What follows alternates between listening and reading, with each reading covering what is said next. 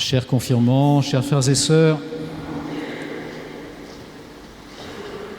nous avons leurs noms. Nous avons tous leurs noms. Ils s'appelaient Pierre, Jacques, Jean, André, Philippe, Thomas, Barthélemy, Matthieu, Jacques, fils d'Alphée, Simon le Zélote, Jude, fils de Jacques. Et au milieu d'eux, il y avait Marie, la mère de Jésus. Nous avons leurs noms et nous savons que Saint Luc a pris soin de bien tous les mentionner, qu'il n'en manque aucun, qu'on sache précisément qui était là. C'est dans le chapitre 1 des Actes des Apôtres, juste avant le passage que nous avons entendu en première lecture et qui est le récit de la Pentecôte. Nous avons leurs noms et chacun de ces noms est important. Et chacun de ces noms va devenir une histoire personnelle avec l'Esprit Saint. Sous la conduite de cet Esprit, chacun d'entre eux va aller jusqu'au bout du monde pour proclamer la bonne nouvelle. Nous avons leurs noms et j'ai vos noms. Vous vous appelez Raphaël, Perrine, Arnaud, Marc-Antoine, Solène, Louis-Marie, Florence.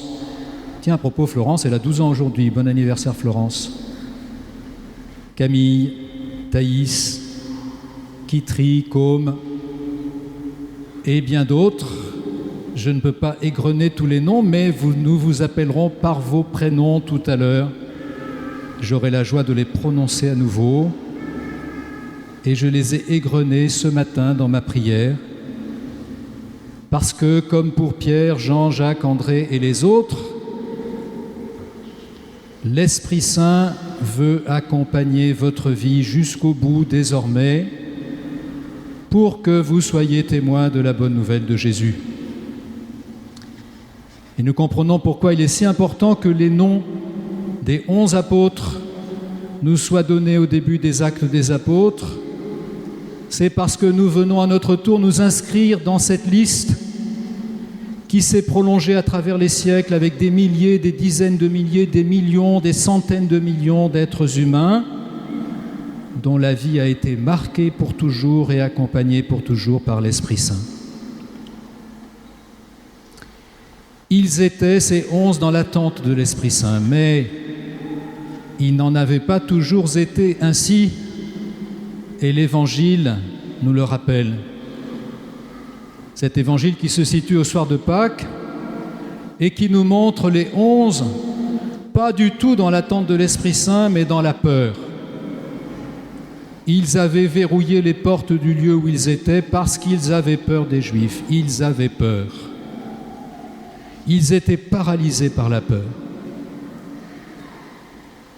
Et vous aussi, chers confirmants, dans vos lettres, vous m'avez dit, non pas que vous étiez paralysés par la peur, mais que vous aviez des peurs dans vos vies, que vous aviez des angoisses, des difficultés de toutes sortes.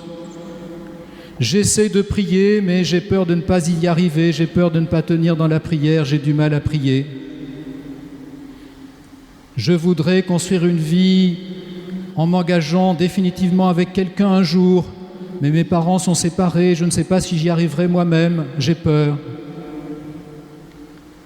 Je voudrais parler de Jésus à ceux de ma classe, à ceux que je rencontre, à mes amis qui n'ont pas toujours la foi, mais j'ai peur, je ne sais pas comment faire, j'ai peur qu'on se moque de moi, j'ai peur de ne pas savoir quoi dire.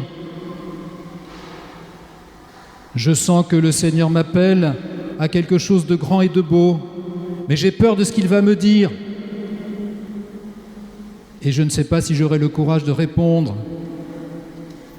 Tiens, ça me fait penser qu'il y a beaucoup de gens qui servent la messe aujourd'hui et vous avez une armée de séminaristes. Je ne sais pas pourquoi ils sont là, sans doute parce qu'il fallait bien qu'ils aillent à la messe, parce que les séminaristes, ça va à la messe même le dimanche.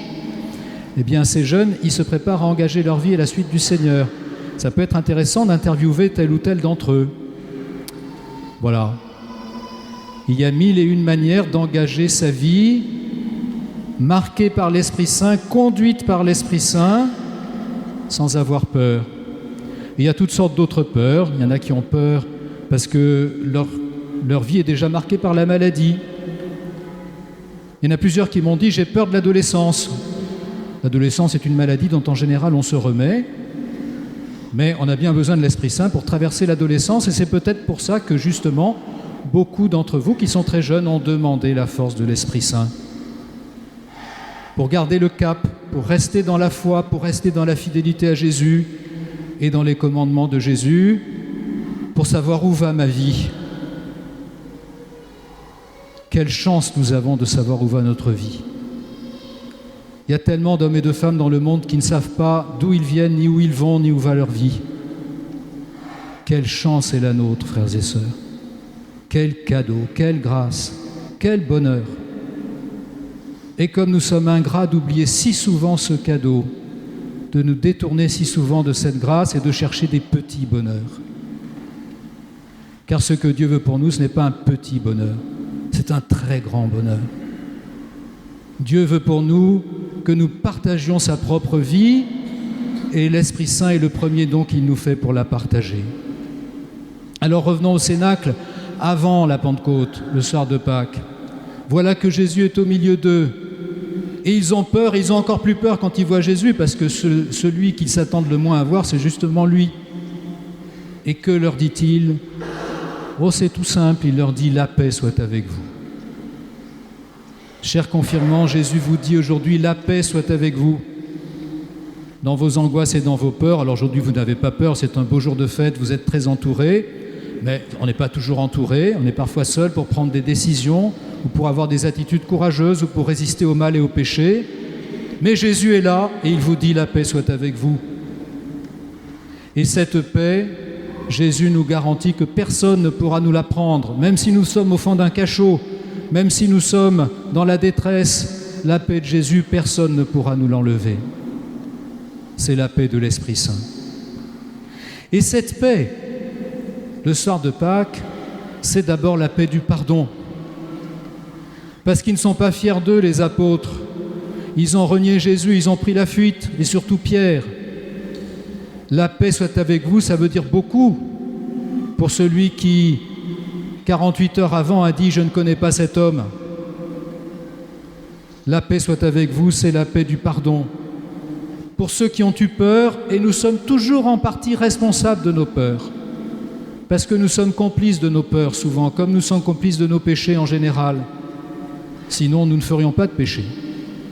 S'il n'y avait pas en nous une complicité, un consentement, un oui que nous disons à ce qui ne vient pas de Dieu. Et cette paix du pardon, c'est aussi la paix du don de l'Esprit Saint. Ayant dit ces paroles, il répandit sur eux son souffle et il dit « Recevez l'Esprit Saint ». Le texte dit « Il les insuffla ».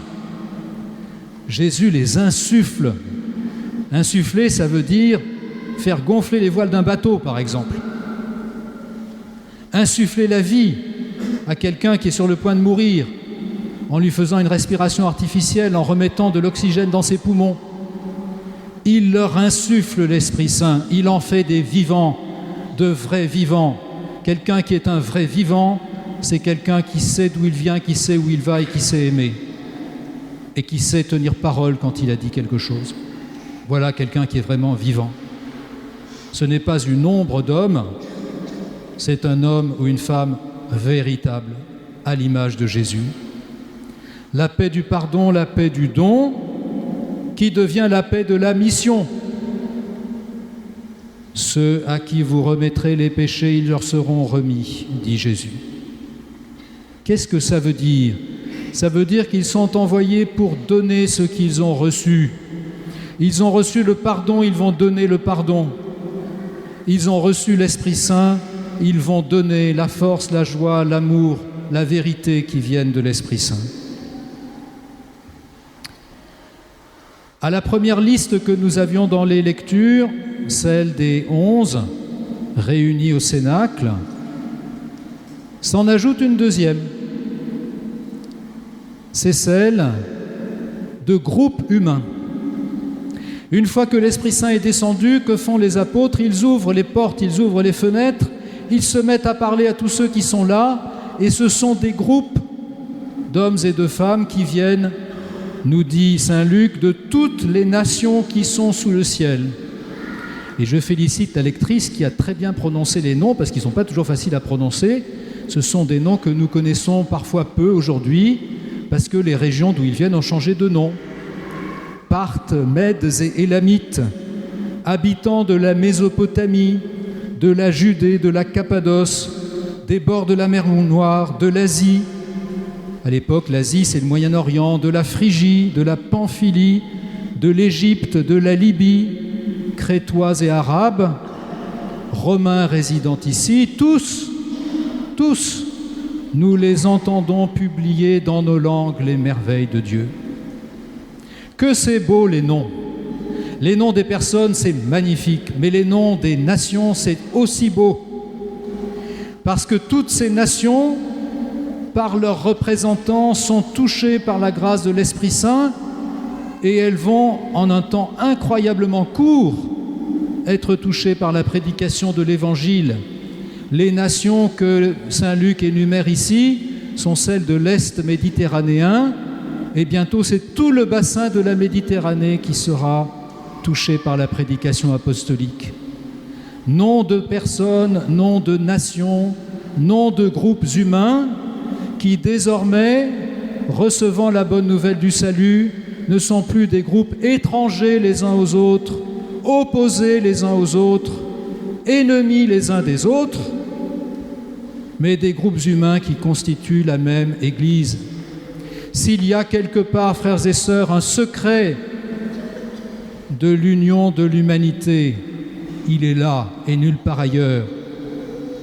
Il dépasse tous les projets politiques, il dépasse et il annihile tous les projets de conquête militaire. Il est bien supérieur à tous les projets philosophiques ou idéologiques. Il est dans le don de l'Esprit Saint. Notez bien qu'on ne leur demande pas de cesser d'être ce qu'ils sont. Les Parthes restent des Parthes, les Mèdes restent des Mèdes, les Mésopotamiens des Mésopotamiens et les Romains des Romains.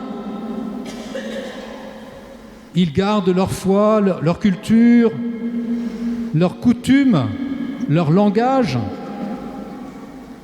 Et leur foi, c'est la foi de l'Église qui vient s'incarner dans ses coutumes, ses traditions, ses histoires, ses langages. De même que l'Esprit Saint que vous allez recevoir personnellement ne va pas vous transformer en clone, en robot, mais va développer en vous tout ce qui fait que vous êtes quelqu'un d'unique. De même, l'Esprit Saint que reçoivent les peuples lorsqu'ils se tournent vers le Christ ne les transforme pas en peuples identiques comme le fait le Coca-Cola ou comme le fait l'ordinateur, mais les transforme en témoins du Christ dans leur histoire, leur langue et leur culture. Chacun est rejoint dans tout ce qu'il est par le don de l'Esprit. C'est de ce don que nous allons être témoins. C'est ce don que vous allez tous recevoir. C'est ce don qui va vous transformer chacun et chacune au service de tous les autres dans la communion de l'Église. Jésus dit « Comme le Père m'a envoyé, moi aussi je vous envoie. Comme le Père l'a envoyé, vous aussi, vous êtes envoyés par lui pour être ses disciples et ses témoins. »